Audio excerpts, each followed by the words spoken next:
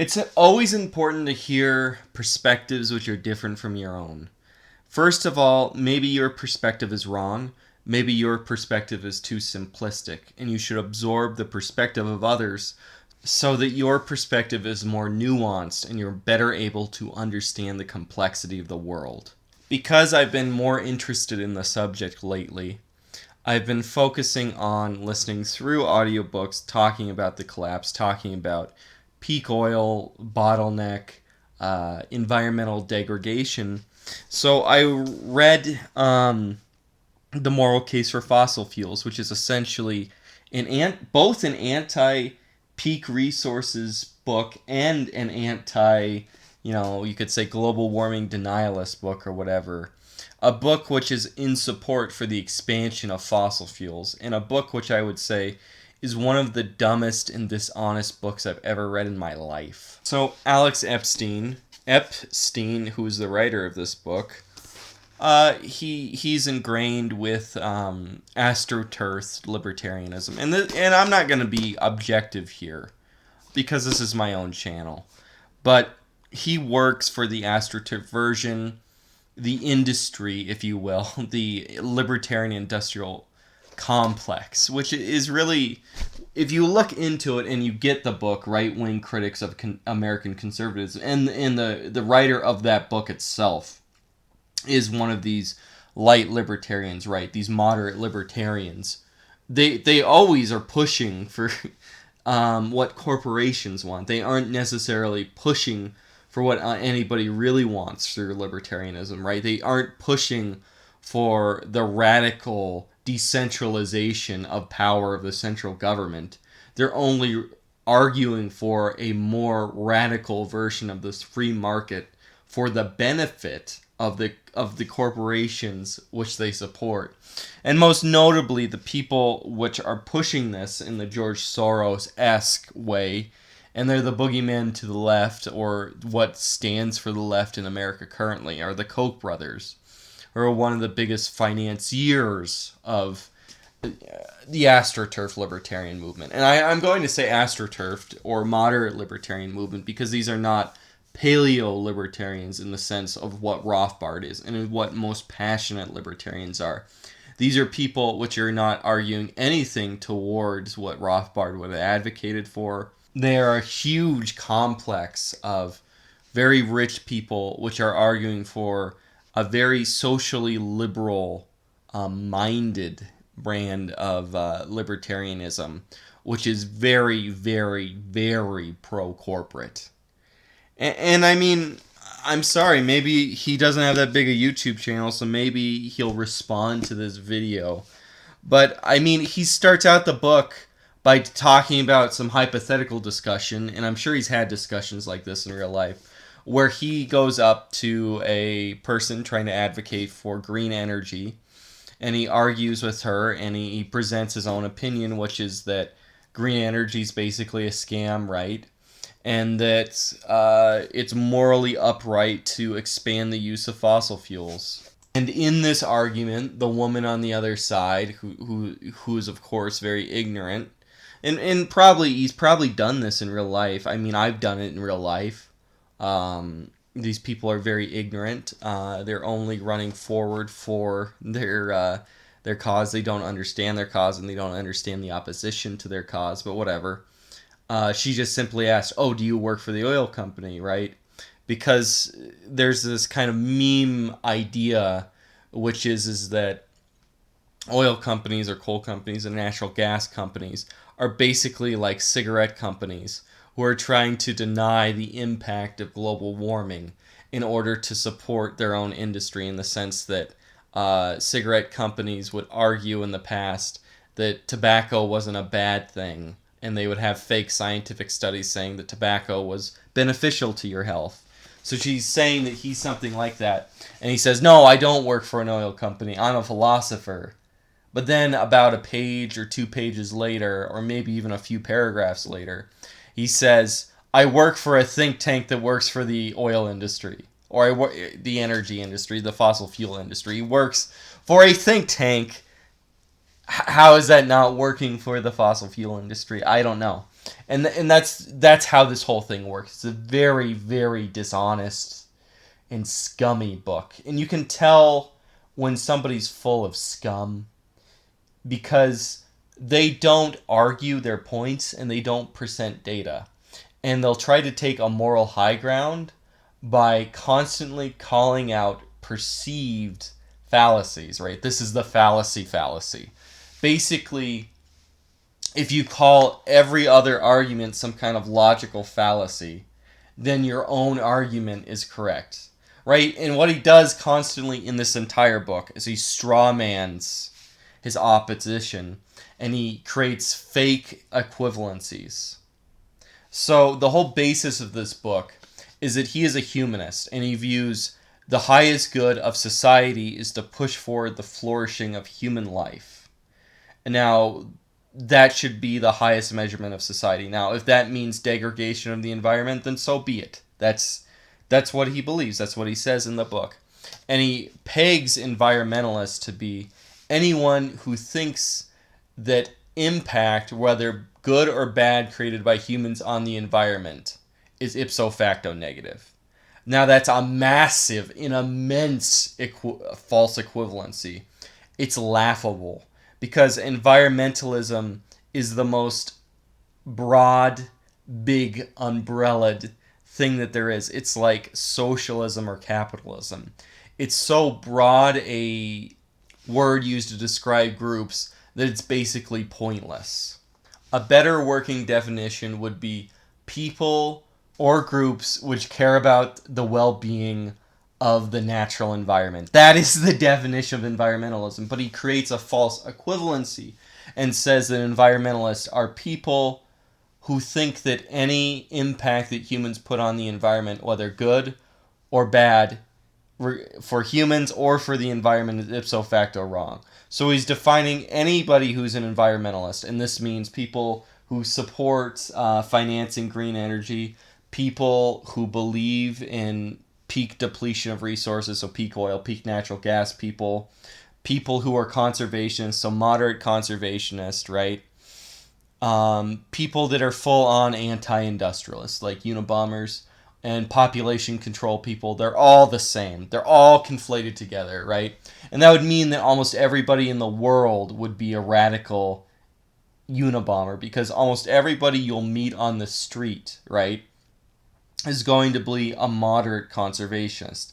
I mean that insofar they want there to be something like a national park system which defends small pockets of rugged wilderness from human degradation or exploitation, right? But under his definition, those people, which would fall under a very broad definition, an accurate definition of environmentalism, which would be anybody who cares about the well-being of environment, they would be a Unabomber. And what he does is he does a straw man constantly, over and over and over and over again, is he picks Paul Ehrlich, and whatever Paul Ehrlich said is all environmentalism. So if Paul Ehrlich will say openly antinatalist things, then SERP believes in openly antinatalist things, and the person who doesn't want there to be, fracking in their backyard is an antinatalist, right? You can see what he's saying. He's doing this straw man and this false equivalency to force everybody who would broadly be defined as an environmentalist to be the Unabomber, to be anti-natalist. And that's how he starts out his whole book. And you can see from that very foundation that this is going to be the biggest pile of shit you ever read in your life. So he addresses three main critics, right? So his three main criticisms are peak oil, / peak natural gas, resource degradation, and the resulting kind of collapse for society, right, that would result in. And then he also talks about global warming, and then he also talks about the dangers of fracking.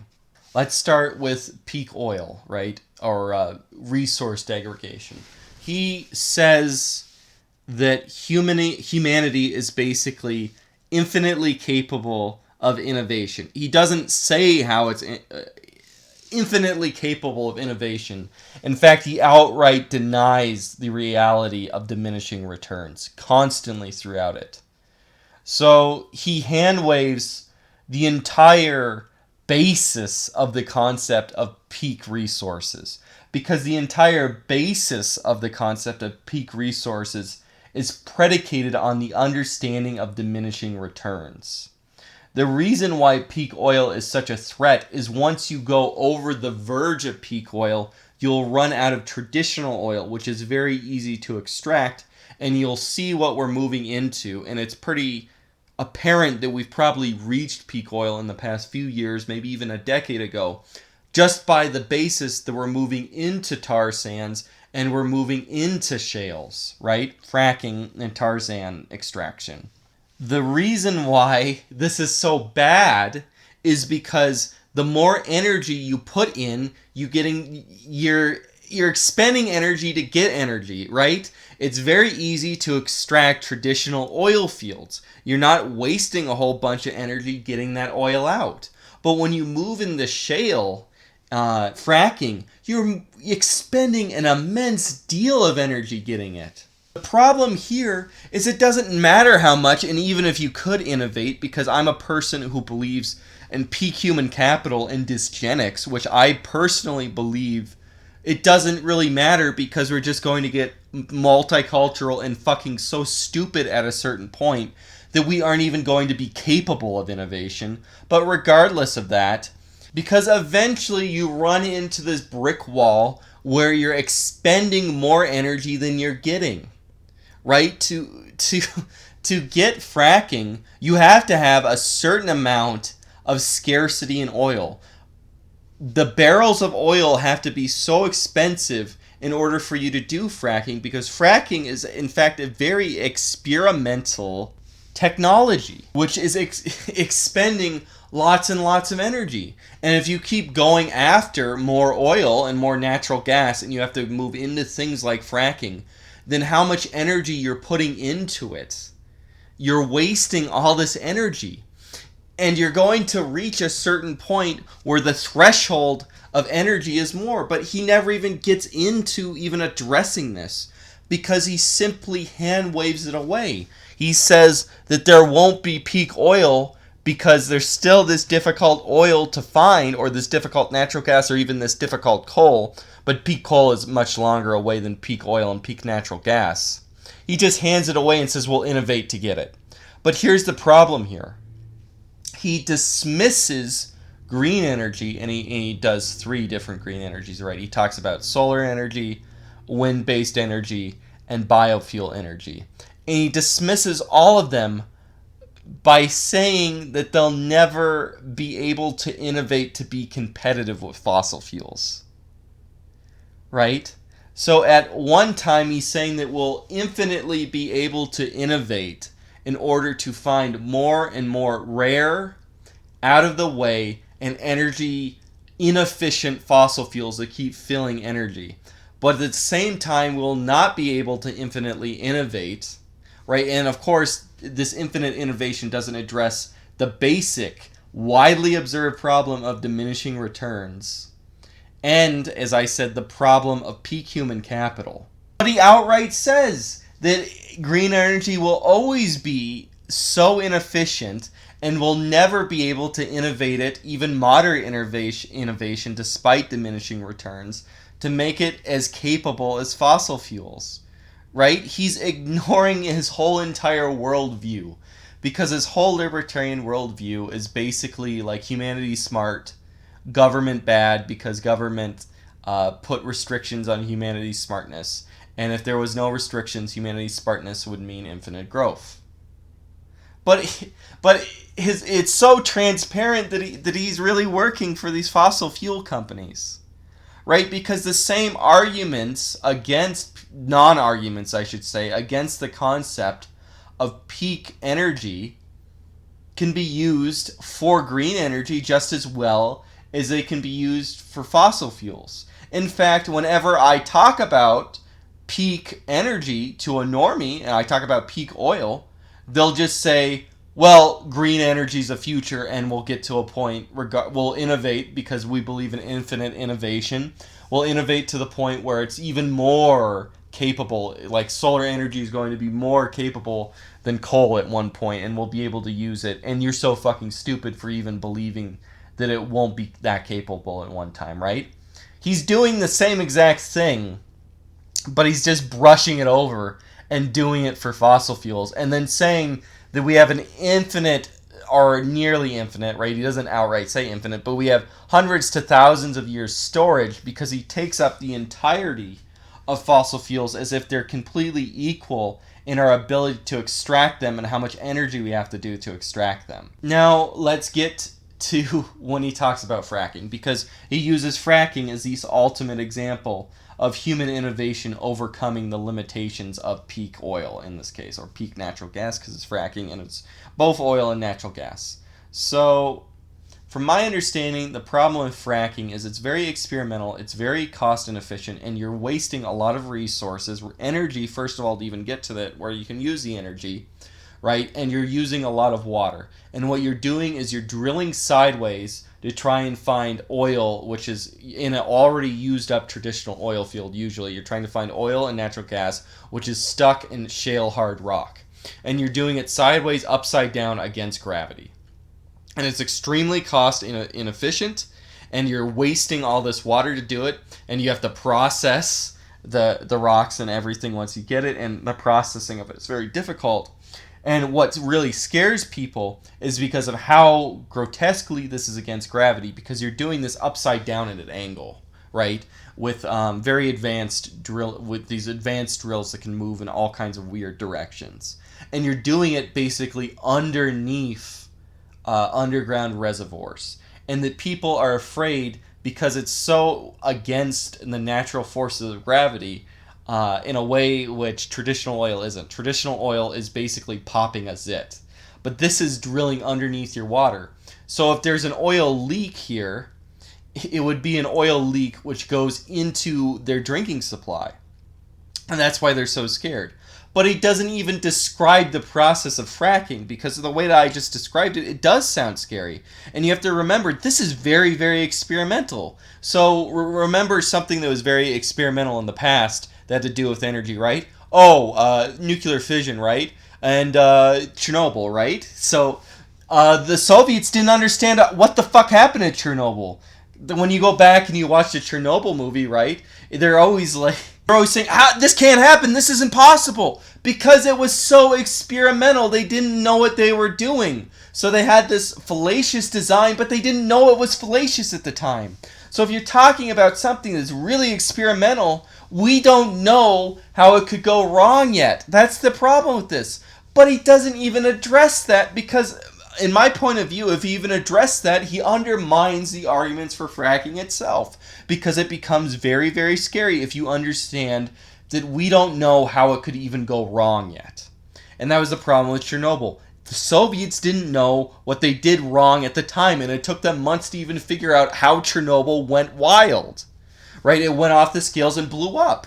So fracking could go out of the way the same way Chernobyl did, because they don't understand what the problems are. But the way that he addresses the fear of fracking is through a straw man, right? He just directly attacks a very popular HBO show and talks about how emotional it is and how it picks one example, right? This HBO documentary, Gasland. And he talks about, this way the water can be destroyed through fracking, and he says theoretically destroyed, theoretically hurt by fracking. And it can also be hurt through natural seepage of methane into a water supply. That's just a bait and switch, right? He never even addresses what people are saying. He just says everybody is against fracking because they watched the movie. He never even describes what fracking is and tries to debunk what they're saying is dangerous. He just says, well, the same kind of thing can naturally happen. That's not even an argument. It's pure hand-waving. And now let's talk about global warming. What he does here is that he constantly handpicks Paul Ehrlich. And he points to Paul Ehrlich, who's infamous for the population bomb, because he said in the late 1960s and early 1970s, by 1980, the world would basically collapse because it would be so overpopulated, we wouldn't be able to feed ourselves, and we wouldn't be able to generate enough energy for ourselves, and we need to have antinatalism now.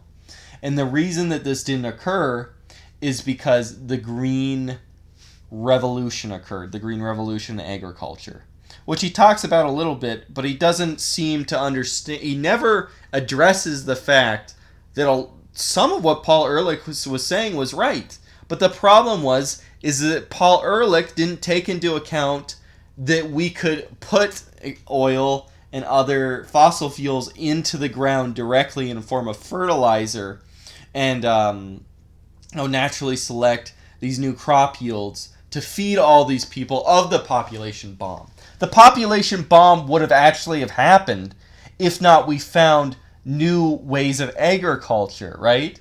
So he just says, well, we'll innovate our way out of it there. He doesn't say, oh, wait, Paul Ehrlich was right. It's just that we found something to make him wrong. No, Paul Ehrlich was always wrong, and Paul Ehrlich, of course, is every environmentalist that ever lived, right? So he says Paul Ehrlich's predictions were wrong, so then all predictions are wrong. He literally is like, okay, in the 1980s they said there would be runaway climate change and climate change, global warming, whatever, right? And it would destroy everything, right?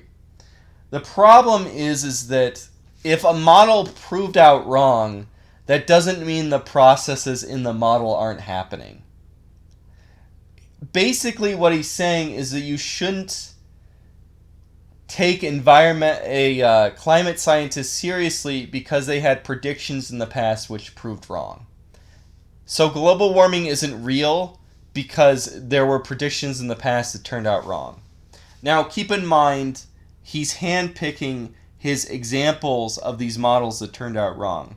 There are also people who believe that global warming will be very moderate, or people that believe, and he's one of these people, that the environment is subsuming the CO2 and slightly mitigating the substantial growth of global warming. So say, and this is what I believe, like CO2 isn't resulting in rapid global warming, it's resulting in very slow global warming, and that the environment is absorbing it, and one of the ways it's absorbing it is the ocean is absorbing CO2 and it's quickly acidifying, and it's destroying ecosystems and biodiversity. So it's destroying coral reefs. That's where you get bleached coral reefs, because it's killing the algae that lives among the polyps, which colors the coral reefs, and slowly killing the polyps of the coral reefs, right? Because the ocean is getting more acidic, and it makes it hard for certain species to calcify, all calcifying species, right?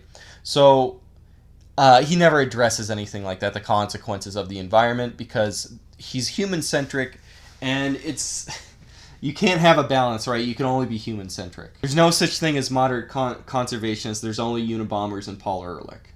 But anyway, he just says, okay, well, global warming isn't real because there were cherry-picked straw men's that had radical doom predictions. And and those radical doom predictions of a few people were wrong, so there is no such thing as global warming. Okay, so then he goes into arguing about how the externalities of global warming get absorbed by an ecosystem, and as I just said, a negative externality could be acidification of the oceans. He says a positive externality is that it will cause the flourishing of plant life, and this may indeed be true. And that's very interesting you brought up that topic. So in a certain sense, global warming may hinder the ocean and in fact destroy the ocean. It may not even threaten human life at all because it would be a very slow increase in temperature, which humans and probably all land animals would rapidly adapt to, and it may in fact be beneficial to green stuff. So yeah, that's right. But that doesn't mean that global warming is necessarily a good thing, because he basically says global warming is a good thing because it's causing plants to grow. And of course he doesn't ever, it's just this loose hypothesis, right? And this loose hypothesis, which he doesn't support by data, outweighs every other, moderate prediction of global warming being harmful to humans, and harmful for the environment, because every single prediction of global warming is Paul Ehrlich. Right? So then he goes in to talk about how fossil fuels, because a lot of this is that fossil fuels generate energy, so fossil fuels are the push forward of our environment in a way that are not in our environment, in humans' capacity to modify the environment. And he says that modification of the environment is ipso facto good because it means human life can flourish, and the consuming of fossil fuels is ipso facto good because that means that we have more technology, right? He has this correlation where fossil fuels mean increased technology. Not energy, not a new way how we could get energy, just fossil fuel energy, because we'll infinitely be able to use fossil fuels forever for the foreseeable future because of infinite innovation, but infinite innovation will not occur in greens, in green renewable resources. So, yeah. So he just flips it on its head, and he says that environmental changing is good because human beings change the environment to help themselves. And he says even if global warming was bad, it wouldn't matter because we just innovate our way out of it. So once I talked about how he addresses all these arguments, you have to understand the meta argument he's saying. The meta argument he's putting forward is that fossil fuels are the bedrock of everything, the bedrock of innovation. And if you pull out fossil fuels, there'll be no innovation, and we'll be like Wile E. Coyote walking off a cliff and we'll fall straight down, right? So that's a very, very, very good argument for collapse. But he doesn't say that because he believes in circular logic.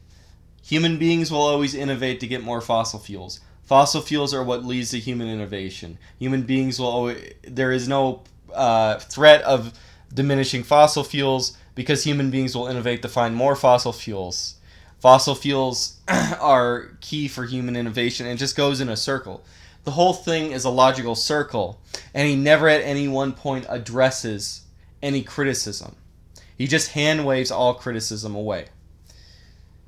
This book is a giant piece of trash. If you read between the lines, you'll realize we're fucked if he's right. Right? Of course, most people that address this don't believe in peak energy, right? They're in on we can infinitely innovate as well because they don't believe in dysgenics or peak human capital. And, possibly we could infinitely innovate with green stuff, and they could replace fossil fuels and even nuclear power. But if you understand the dilemma of dysgenics and peak human capital, then that's impossible. And that's why my position is pretty complex here. Not to toot my own horn, but I guess I will. My belief in a collapse is not one-fold. It's not we're simply going to hit peak oil and peak natural gas and then we're going to collapse forward. It's that our ability to innovate through natural, no matter what would happen, we'd have diminishing returns. But through our natural capability to innovate will be diminished because of dysgenics. And that we are pushing ourselves into this bottleneck where we won't be able to think our way out of. And it will be a feedback loop which will collapse industrial civilization.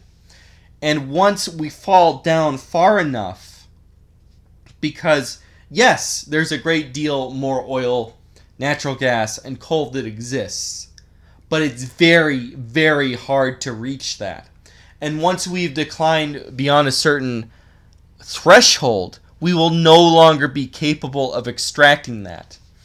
And our collapse will collapse so far because of dysgenics that we will never be able to extract the remaining fossil fuels, because all the fossil fuels which will remain will be incapable of innovating ever again to reach them.